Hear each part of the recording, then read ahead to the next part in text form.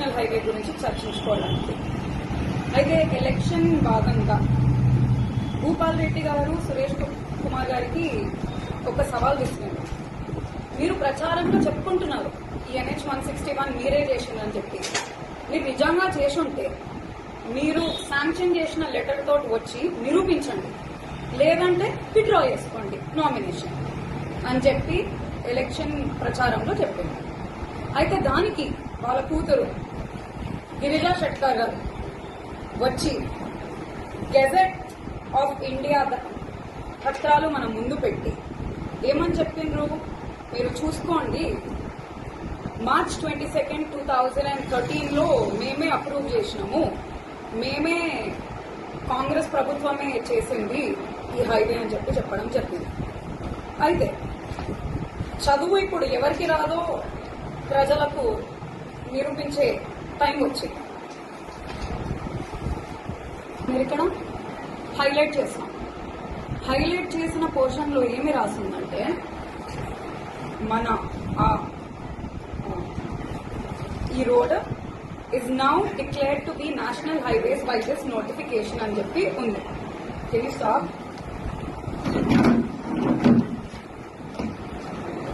అంటే స్టేట్ హైవేగా ఉన్న ఈ రోడ్, కనెక్టింగ్ రోడ్ ని నా స్టేట్ హయాంలో ఉండే, మన స్టేటే అన్ని చూసుకుంటుండే, దాన్ని నేషనల్ హైవే కమిటీ తీసుకొని మేము చూసుకుంటాము, మేము దానికి అన్ని చూసుకుంటామని చెప్పి చెప్పడం జరిగింది. అంతేకాని వాళ్ళు మంజూరు చేసింది లేదు. రైట్? ఉంటే ఈ పత్రం ఎందుకు ఇట్లా చెప్తుంది మనకు? Beading document, national highways authority of India నుంచి వచ్చిన బిడింగ్ డాక్యుమెంట్. దీంట్లో మీరు చూడొచ్చు, the development, maintenance and management of 4 laning of NH 161 NE has decided to carry out the bidding process for selection of a private entity అని చెప్పి ఉంది. 46.808 kilometres కి 950 crore project ఉంది. ఏ డేట్ లో ఉంది? 7/3/2018. అంటే ఎవరి హయాంలో అయింది ఇది? BRS హయాంలో భూపాల్ రెడ్డి గారు ఎమ్మెల్యేగా ఉన్నప్పుడు వచ్చిన ప్రాజెక్ట్ ఇది. అప్పుడు శాంక్షన్ అయిన ప్రాజెక్ట్ ఇది. కాంగ్రెస్ లో ఇది గెజెట్ లో చాలా స్టేట్ హైవేస్ ని నేషనల్ హైవేస్ గా మార్చిండ్రు అప్పుడు.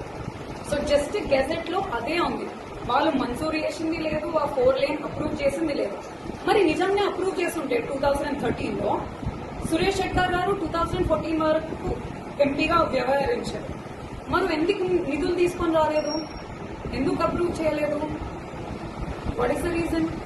చేసుంటే తీసుకురావాలి కదా. మీరు ఇప్పుడు గూగుల్ చేసి చూడండి NH 161 ప్రాజెక్ట్ గురించి ఏమని వస్తుంది తెలుసా? ఈ ప్రాజెక్ట్ అప్రూవ్ అయింది 2008 ప్రభుత్వంలోనే, పనులు అయినది PRS ప్రభుత్వంలోనే, పూర్తి అయింది PRS ప్రభుత్వంలోనే.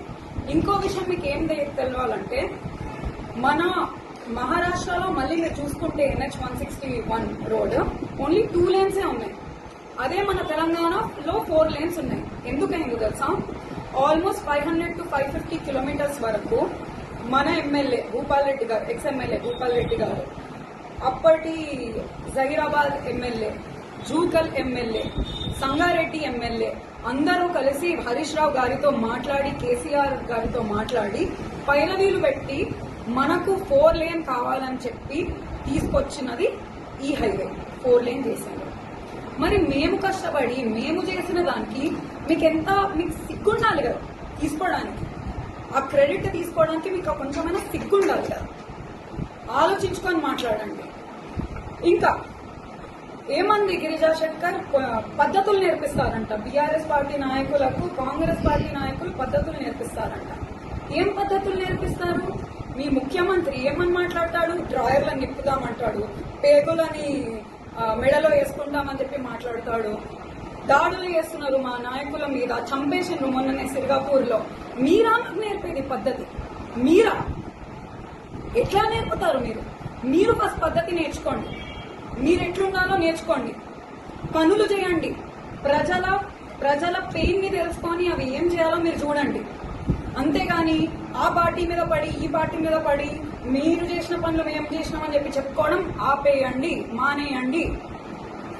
ఏమన్నారు తెలుసా, భూపాల్ రెడ్డి గారికి ఎమ్మెల్యే ఎలక్షన్స్ టైం నుంచి అంటున్నారు, నిందలు మోపుతున్నారు. భూ కబ్జా రెడ్డి 1200 ఎకరాలు భూ కబ్జా చేసిండు, 1500 ఎకరాలు భూ కబ్జా చేసిండని చెప్పి అడుగుతున్నారు. మరి మీరు ప్రభుత్వంలోకి వచ్చి 4 నెలలు అయింది కదా, గాడిదలం కాస్తున్నారా? నిరూపించండి. ఏం చేస్తున్నారు? మరి నిరూపించకపోతే మీరు ఇంకో నెల టైం అడిగిండ్రు, ఆ నెలలో మీరు నిరూపించకపోతే మా మహారెడ్డి కుటుంబం కాళ్ళ మీద వచ్చి పడి మీరు క్షమాపణ చెప్తారా? చెప్పకపోతే నష్టపరిహారంగా ఆ 1200 ఎకరాలు మీరు ఇస్తారా? మాకు మీరు నిరూపించగలిగితే మేమిస్తాం రాసి ప్రజలకు, లేకపోతే మీరు ఇస్తారా? కనీసం నారాయణఖేడ్లో ఇల్లు కూడా కట్టుకోలేము మేము. ఎందుకు? విశ్వాసంగా మేము పని చేసినందుకు మేము కట్టుకోలేము.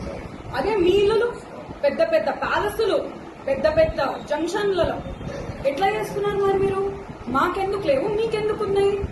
మీరు సొమ్ము తిని, ప్రజల సొమ్ము తిని బలిసిండ్రు కాబట్టి మీ దగ్గర ఉన్నాయి. మేము ప్రజలకు నిస్వార్థంగా సేవ చేసినాం కాబట్టి మా దగ్గర లేవు. కాబట్టి ఇంకోసారి భూపాల్ రెడ్డి గారి మీదైనా మహారెడ్డి కుటుంబం మీదైనా మీరు నిందలు మోపే ముందు ఆలోచించుకొని మాట్లాడాలి. ఏమంటున్నారు? తల్లిదండ్రుల భూములను కబ్జా చేసినని చెప్పి మాట్లాడుతుంది. అసలు తల్లిదండ్రుల భూములను కబ్జా చేస్తే తల్లిదండ్రుల భూములు మనకే వస్తాయి, రావా?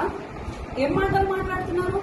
పక్కన వాళ్ళ కుటుంబాన్ని గెలికే ముందు మన సొంత కుటుంబం ఎట్లుంది, నా కాపురం ఎట్లుంది, నా ఇల్లు ఎట్లుంది చూసుకొని మాట్లాడాలి.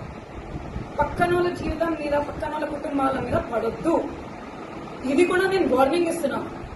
మీరు నిరూపించకపోతే మీరు వచ్చి బహిరంగంగా క్షమాపణ చెప్పాలి, కాళ్ళ మీద పడి మరీ చెప్పాలి, లేకపోతే మేము ఒప్పుకోము.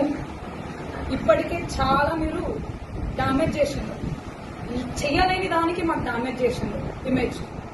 మీరు ఇవన్నీ ఆపేసి మీకు ఛాన్స్ వచ్చింది, కాంగ్రెస్ ప్రభుత్వానికి ఒక ఛాన్స్ వచ్చింది, కష్టపడండి, ప్రజలకు ఏమైనా చేయండి, అభివృద్ధి చేసి చూపించండి. మా మీద పడి తినడం ఆపండి, మేము చేసిన పనుల మీద చెప్పుకొని బతకడం ఆపండి అని చెప్పి కోరుకుంటూ థ్యాంక్ యూ.